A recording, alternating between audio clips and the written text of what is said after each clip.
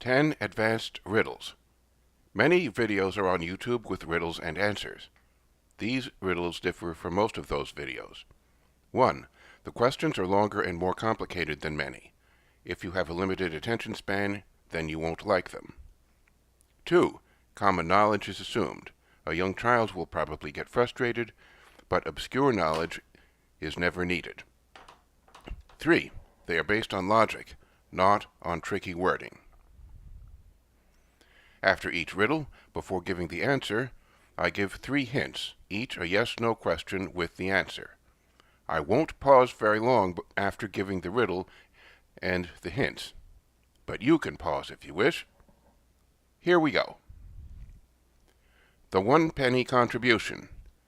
A charity volunteer knocked on the door of a rich man's house. The rich man opened the door, heard about the merits of the charity, and said, "Wait here."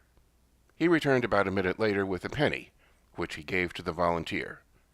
The charity soon afterwards wrote an enthusiastic letter of thanks to the rich man. Why? Was the charity sarcastic? No. Was the rich man a miser? No. Is it significant that the rich man did not reach into his pocket to remove a penny? Yes. The penny was a 1909 SVDB or other rare coin and was worth well over $1,000. Brian Braggart and the Equator. Brian Braggart, who had a reputation for telling tales that were lies or exaggerations, announced to a bored audience, "I went to Kenya and climbed a high mountain. I was right on the equator and spent a day there. Sure enough, the sun passed directly overhead. The weather was lovely. I called a friend, and he said, 'Boy, are you lucky. Winter just began, and already we're under a foot of snow.' Disprove. Is there a high mountain in Kenya crossed by the equator? Yes. Can the sun pass directly overhead on the equator? Yes. Does the sun pass directly overhead every day on the equator? No. The sun passes directly overhead on the equator only during the equinoxes, at the start of spring or the start of autumn. Brian's friend noted that winter had just begun. The time was therefore more than 2 months away from an equinox. The sun would have passed south of directly overhead if Brian's friend was in the northern hemisphere. It would have passed north of overhead if the friend was in the southern hemisphere. Do away with diamonds. A shopping center had a jewelry store that sold diamonds.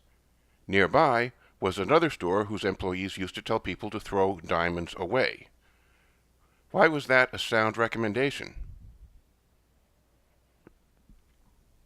Was the second store another jewelry store? No. Did the stores compete against each other?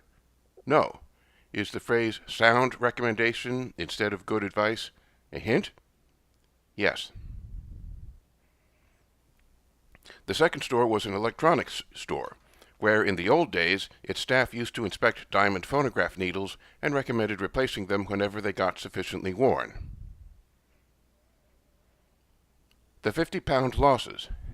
Andy, Bertie, and Charlie were chatting. "I lost 50 pounds, said Andy happily, pinching a loose flap on his too big trousers. "That diet sure worked well." "I lost 50 pounds too, said Bertie sadly, "but I got them back." He was obese. "I lost 50 pounds in less than a minute, said Charlie gloomily, "and I will never be the same again." What were they talking about?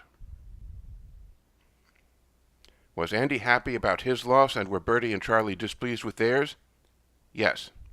Were all 3 people rational in their reactions to their losses? Yes.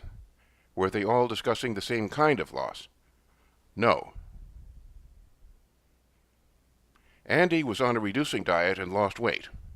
Bertie lost 50 British pounds at a casino in London, but later won them back. Charlie lost his legs in an accident.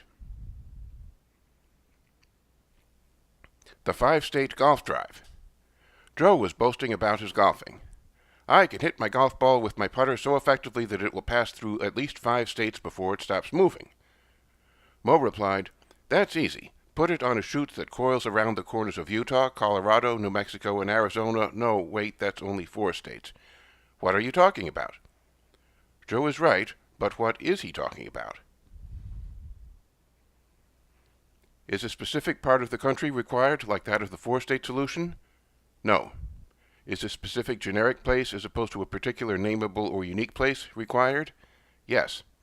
Is a particular time or event needed? Yes. Mo could hit the golf ball off a bridge into a railroad car that carried gravel or coal across the country. He could also hit it into a piece of driftwood that was floating in a major river.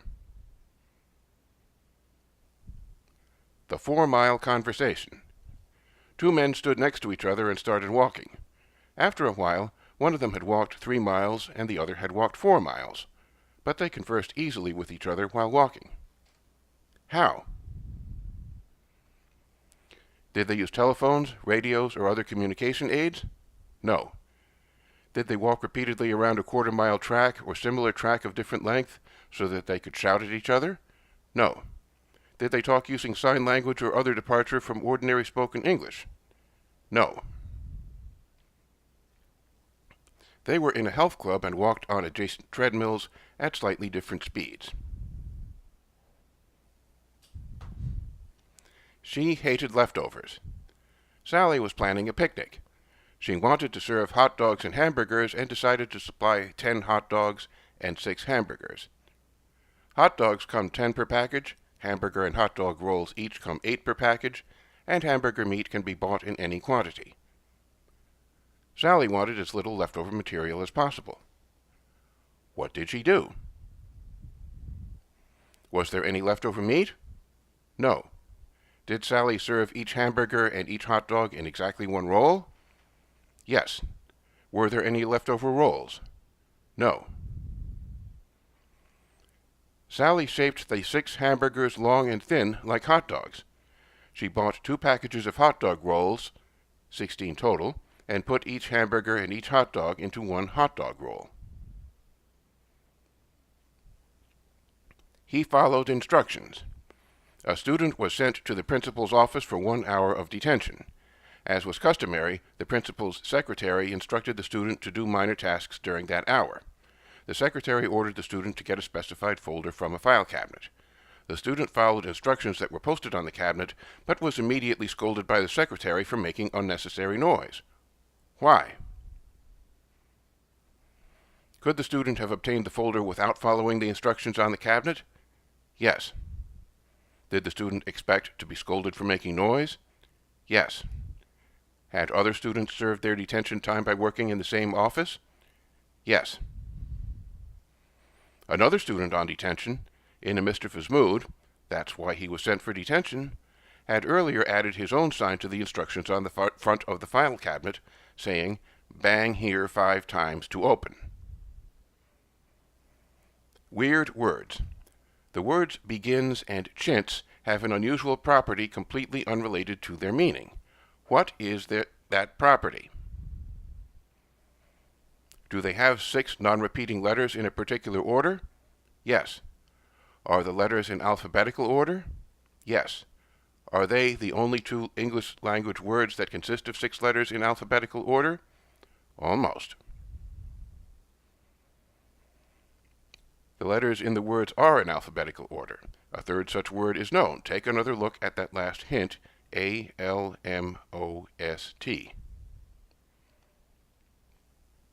No toll money. Hank and Frank, truck drivers and longtime buddies, were on a turnpike and heading in the same direction. They stopped at a restaurant for lunch and chatted. Hank got into his truck and drove away. Frank followed closely in his truck. They approached a toll barrier. Hank told Frank on his CB, "I don't have any money for the toll." This incident occurred before electronic toll devices could be used to pay tolls. Frank was not surprised and told him how to go through the toll booth without paying. How, and why was Frank not surprised?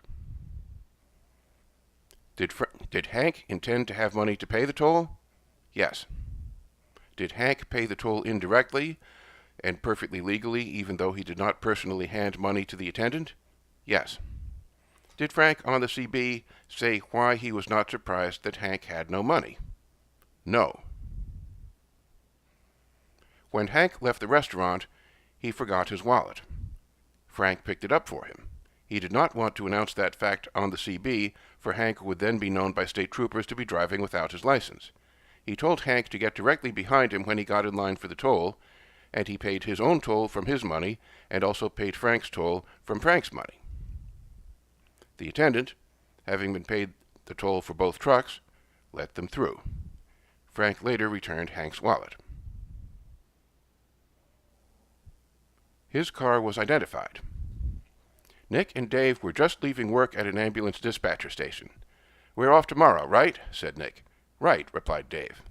"What do you say we meet in the shopping center parking lot, get in the car I just bought, and head out to the lake?" suggested Nick. "Let's do that," agreed Dave. Nick had just bought a used car, which he mentioned to Dave but without describing it in any way. It had license plates that were unfamiliar to Dave and were not new. It had no parking stickers or other identifying marks of any kind. Nevertheless, Dave identified it easily when he drove to the shopping center parking lot. How? Did Nick have a boat, fishing equipment, or anything similar on or in his recently purchased car? No. Did Nick park in a prearranged spot in the parking lot or remain with the car while Dave looked for him? No. Is their occupation important, given that special license plates or emergency lights, parking stickers, or type of vehicle driven are all not the answer? Yes. Dave found Nick's car backed into a parking space instead of being parked head-in. While at work, they both had to back ambulances into their parking spaces, for there would be no time to turn them around if they received an emergency call. Their habit carried over into civilian life and, in the locale where they lived and worked, never applied to anyone else. The critical student. A medical student was interested in further medical education and went to an interview at a teaching hospital. The student got a tour and sat in on a lecture that was for medical school graduates at that hospital. The lecturer discussed achalasia, a condition in which swallowing food is painful because the valve into the stomach does not open properly. The lecturer mentioned the appropriate kinds of drugs to treat the condition and listed several drugs of that kind with frequencies and strengths of doses. The lecturer said that most patients with achalasia are not helped by the drugs and then asked for questions. A few sensible questions about specific drugs and their frequencies and strengths of doses followed. Then the lecture continued. The medical student knew that the most common reason for drugs not to work is that the patient does not take them. The student had previously known absolutely nothing about achalasia. Why did the medical student become dissatisfied with the hospital? Was the medical student discouraged only because of the lecture? Yes. Did the lecturer say anything that the student recognized as false or as poor medical practice? No. Was the student upset because something was not said or inquired about? Yes. This really happened to me, the narrator. No one mentioned or asked which of the drugs were available in oral liquid form so that they could be easily swallowed. The student, noting a unanimous failure to ask that question in the context of a swallowing difficulty, wondered about the hospital's standards of intelligence. An afterword. At the time that the incident occurred, 1996, no calcium channel blockers, the preferred kind of drug for achalasia, were available in oral liquid form. A few years after the first book containing this question was published, oral calcium channel blockers became available. Coincidence? The answer to that question, alas, is not something that can be answered here. If you like these riddles, then please consider buying my book, The Big Book of Logic Puzzles, from which these riddles came. I put a link in the description. You can get it in paper form or for Kindle. The Kindle version is DRM free. Its only copy protection is your conscience. Thanks for watching.